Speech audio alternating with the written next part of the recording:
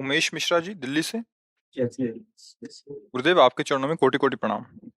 गुरुदेव, क्या 100% भजन से ही भगवान के दर्शन होते हैं या किसी दान पुण्य भी इसमें सहायक है? नहीं, कोई दान पुण्य सहायक नहीं है। दान पुण्य एक शुभ कर्म होता है। भजन की प्राप्ति से, भजन करने से ही भगवान की प्राप्ति होती है। किसका प्रश्न है?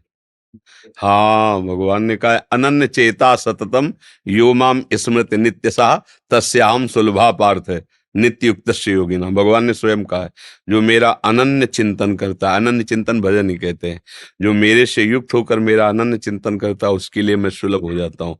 दान पुण्य के लिए स्वर्गलोक आज बने हुए हैं, महारलोक बने हुए हैं, तपस्या के लिए तपलोक बने हुए हैं, ब्रह्म ऋषियों के लिए जनलोक ब्रह्मलोक तक ये सब बने हुए हैं। लेकिन भक्तों के लिए भगवान का जो निज धाम निज रूप वो भजन से प्राप्त होता है। वो तपस्या और अन्य साधनों से नहीं मिलता। फिर दान पुण्य तो बहुत छोटी बात है। दान पुण्य भरोसे लायक चीज नहीं है। जैसे महाराज नृग ने बहुत दान किया, भागवत में वर्णन है, बड़े अद्वितीय दानी, लाखों गौवें रोज दान करते थे, ब्राह्मणों को घर नगर सब दान करते, खूब ऐश्वर्य था, चक्रवर्ती सम्राट थे। एक गलती हो गई, किसी ऐसे ब्राह्मण की गाय जो कभी दान नहीं लेते थे, उनकी गाय उनकी गौशाला में चली गई। अब चक्रवर्ती राजा गौशाला में थोड़ी बैठा कि उसको पता है किसकी गाय है क्या। जब गौ सुबह दान के लिए और नित्य सुबह दान करते थे, तो वो गाय उन गायों के साथ एक ब्राह्मण को दान कर दी। वो ब्राह्मण लिए जा रहा था, तो आगे वो ब्राह्मण गाय ढूंढ रहा था जिस जो कभी दान नहीं लेता था, उसी की गाय खो गई। तो उसने गाय दे, बोले ये मेरी गाय है। तो उन्होंने कहा आपकी कैसे हो सकती, मैं अभी महाराज नृग से दान लेकर आ रहा हूं। दोनों सभा में पहुंचे, तो गाय वाले ने कहा ये मेरी गाय है। महाराज नृग ने पूछा कि आपकी गाय है हमारे गौशाला में, तो उनका छूट कर या जैसे भी महाराज ने कहा मुझे पता नहीं ना कि आपकी गाय है। जिसने गाय दान लिया था उससे कहा कि 1 करोड़ गाय देंगे, ये गाय वापस कर दो। वो भी अठी बोले आपने दान दिया, हम वापस नहीं करेंगे। और वो दान लेता नहीं था, इसलिए कहा मुझे हमारी गाय चाहिए। महाराज ने चुप केवल ऐसे देख, क्यों क्या उत्तर दे, कोई उत्तर ही नहीं बन रहा ना। जिसको गाय दी उसको दे रहे हैं कि और गाय ले लो, ये गाय वापस कर दो, वापस नहीं कर रहा। और जिसकी गाय है वो दान लेता नहीं है, वो अपनी गाय लेना चाहता है। अब चुप रह गए, कोई निर्णय नहीं।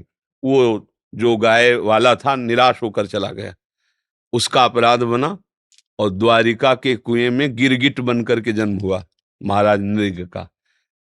पर यह है कि भगवान बड़े कृपालु हैं, देखा था कोई अपराध नहीं है, पर ऐसी गति को प्राप्त हुआ। तो एक दिन द्वारिका में यदुवंशी बालक खेल रहे थे, उन्होंने आके बताया भगवान को, एक विशाल गिरगिट आश्चर्यजनक उसमें कुएं में पड़ा है, तो निकलवाया गया।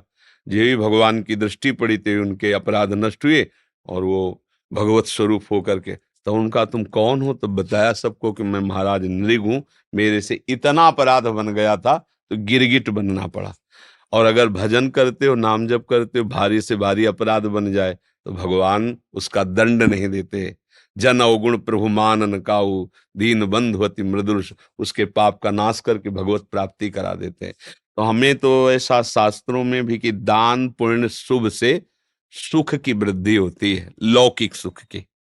पाप अधर्म से दुख की वृद्धि होती है। लेकिन ना पुण्य और ना पाप ऐसा भगवत प्राप्त होता है।